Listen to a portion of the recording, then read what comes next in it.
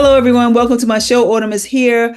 My name is Francine Crawford. I am your host. Today, I'm going to talk to some situations that have come up with the healthcare system that I have been privy to. And just want to talk to you about it because there's some things you never know what other people are going through. And you never know what people just don't know about the healthcare system and they assume. So, for instance, there was a situation where someone was going through the end of their life. And they were needing some help. They realized that this was going to happen and they wanted some help and some services to help them. And there are places that have those services. There are people who do these services, and they reached out and they were told that they were going to get help in a period of time. Now, time is very valuable when you're talking about the end of your life. And then it couldn't happen in that period of time, so they gave them another period of time. And then it didn't happen in that period of time, and they realized that they could not service this person. Now, I don't know about you, but wasting time at the end of someone's life is really not acceptable. Now, I'm not saying that if you can't help the person, you got to tell them that you can't service them. But try to maybe offer some other help. We're going to connect you to someone else. We're going to give you somebody else that can help you. We're going to tell you about another service that can help you. Something like that. Be considerate in that time. I know it's very frustrating and it was very heartbreaking. And eventually the situation worked out. But during that time, when you're going through that, it's really very difficult for you and your loved ones. So there was also another case that came up, and I was privy to in the healthcare system where someone had a physical problem with their body, and they were in a lot of pain. And they went to healthcare facilities, hospitals, and they kept telling them they noticed the pain, but they kept writing them prescriptions for drugs. They go to another one. They write them more prescriptions for drugs. They go to another. This is in 1 week. They go to four healthcare places and hospitals. And they wrote them prescriptions. They didn't even ask them, do you already have this? They wrote them more prescriptions for drugs, for the pain, not trying to find out what was causing the pain. Then they wrote them a script to go to a pain management place. This person is in pain. No one knows why. And now they're going to have to go to a pain management place. Why are they having the pain? I'm not understanding that. Why wouldn't doctors try to find out why this person was having this pain? And it came out of the blue. So in the first place, and physical things were happening to their body that you could see. And they didn't even try to find a clue. Like, I want to say they didn't have a clue, but they didn't try to find one. If you know something is happening, you at least look. 4 places, 4 totally different places in different states. Something is happening. Plus,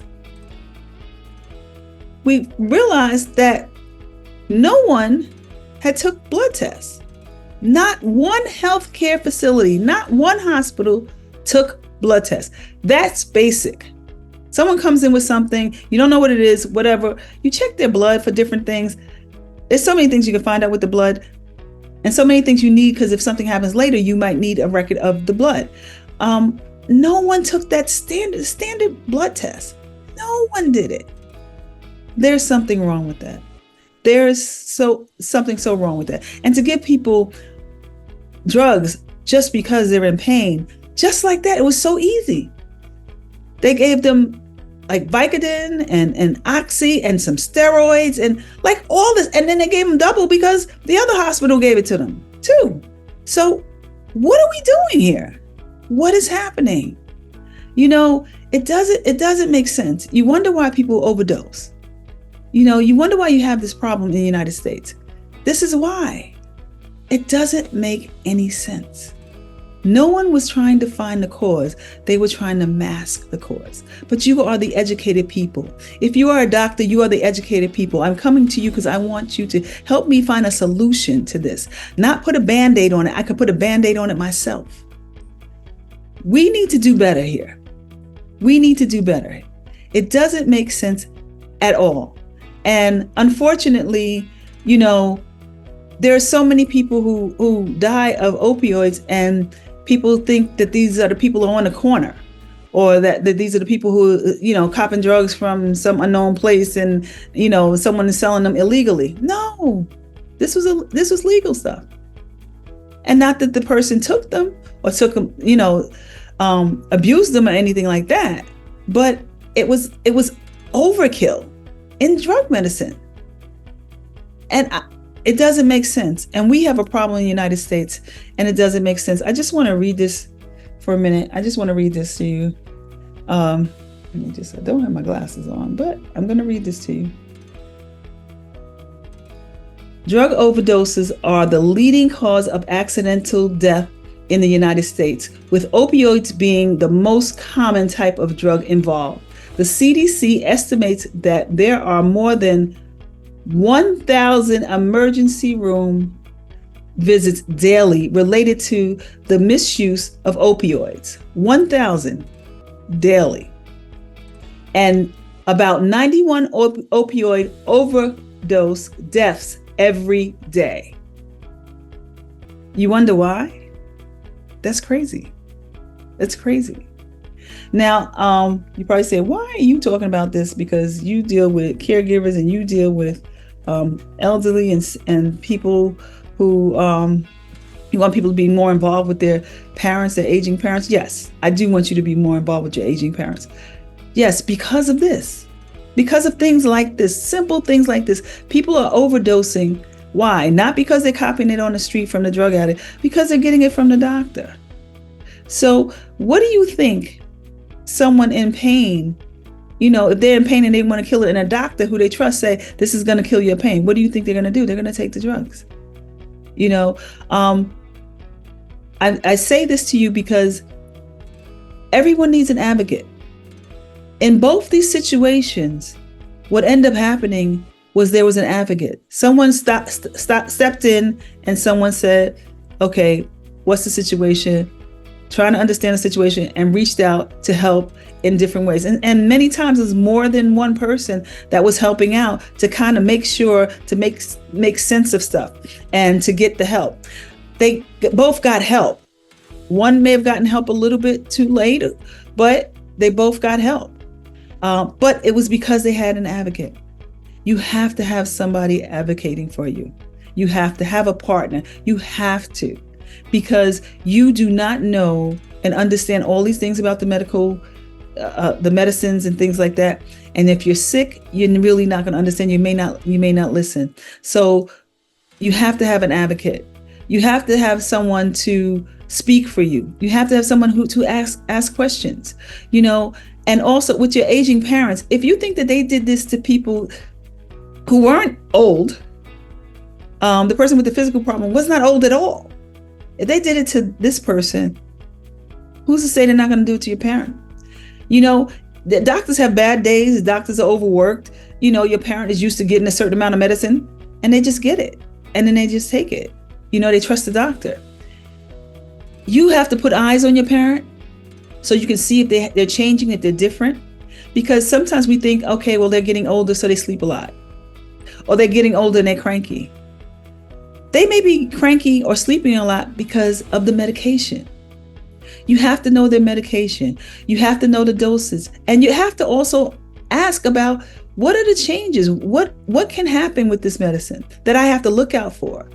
If your person is agitated, if they're not sleeping, if they're getting dizzy, if they're snappy, if they're, just drowsy all the time and or isolated, quiet. You don't know if that's the drug. It could be the drug, because drugs change. Your body changes. And because your body changes, sometimes the drug have to change. So even if it's a drug that they had for years, they may have to change that. You may have to look into that. they may need a less of dosage, or maybe they need more. You don't know. But because of that, there are things that will happen that you might think is normal, that they sleep a lot, or they, they're a little unstable, but that's because they're old and, they got bad knees. Well, it's not always that. You have to make sure that the drugs are the right drugs for them, for what their health issue is. You have to do that. All the time when older people go to the doctors, they don't understand the language. They don't remember the dosage. Make sure that it's written there, and it's written. If you have to write it out on paper, write it out on paper larger for them to take, or make sure somebody gives it to them. If you can't put eyes on them all the time, make sure someone else does.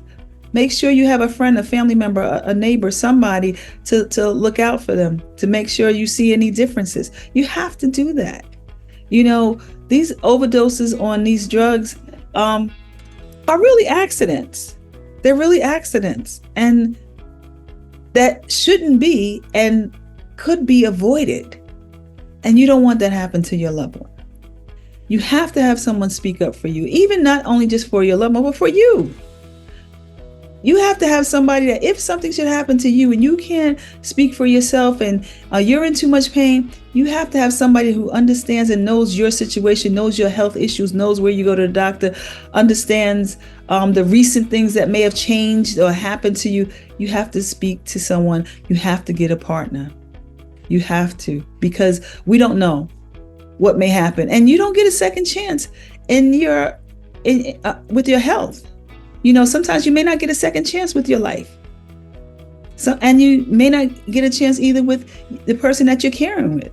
So you have to be able to just do things in advance to educate yourself about whatever's happening in disease and medicine. Do different things, like, other than put out eyes on them, make sure you understand what their disease is and stuff like that. And ask the questions to the doctor. And always ask, well, it said if they take this for a certain period of time, is something going to happen? Because there are drugs that you can take for 10 years, long period of time. But other things may happen because you're on the same drug for all this time. And if you don't know, Google. I'm not saying that Google has everything. I'm not. I'm just saying that it gives you an idea of what could happen, symptoms that could happen, drugs that could happen, benefits from certain things, and things that are detrimental to your parent. It gives you an idea of that, and you can find out about the situation and the drugs and the health issue that they have, and then you can take those questions to the doctor and ask them. Sometimes the doctors are not challenged, and you need to challenge the doctor sometime. And I'm not saying being mean and nasty, but you need to challenge the doctor sometime. There are things that happen every day. This is just two things that I was around for, but there are things that happen every day. You don't want it to happen to your loved one. You don't want it to happen to your loved one. And even if, you're in the healthcare industry, you may not be around all the time. So people may assume, well, her daughter's a nurse, so she's all right. If you notice changes in somebody that doesn't make sense, or if they start slurring, or maybe they seem like they're drunk, maybe they overdose. And sometimes they could be under-medicated too, because sometimes they may forget to take their medicines. And that will also, you'll see changes in them. So please know that you need an advocate. If you're a senior, you need an advocate. You need somebody. If you have parents, grandparents, be their advocate, or figure out somebody in your family that can be their advocate. Someone needs to understand their illnesses. Someone needs to understand their medicines, and someone needs to speak up for them. In both these cases, they had advocates, and they still had to fight. And it wasn't easy. It wasn't easy. It was a lot of information, a lot of things to learn, a lot of people to talk to. It wasn't easy at all. But because they had advocates, it didn't just stop there. And they just wasn't left alone to just fend for themselves, and whatever happened. So please think about that. Think about being an advocate for someone. Think about having an advocate for yourself. Just think about that, and think about being more involved with your aging parents and put eyes on them. Think about seeing them and noticing the differences in them. And don't be afraid to question the doctors. Don't be afraid, because we assume things. Like you assume that they would took blood tests. They did not. Only until we needed it, when we asked, okay, what are the records for the blood test? Because we assumed that, did we find out that there were no blood tests. 4 different separate institutions. That's amazing to me. So the healthcare system is changing. I don't know why. I'm not in it. I don't know why. I don't know what's happening in administration. I don't know what's happening in the people who, gives the rules and the safety things. I have no idea. But I know things are changing. And we have to look out for ourselves. We have to look out for ourselves and our families. We have to. And sometimes, it takes just that. We can't just be trusting. We have to second guess, and we have to ask questions. So be bold. And especially when it comes to your life and when it comes to your loved one's life, be bold. That's my show for today. Thank you for listening. Autumn is here.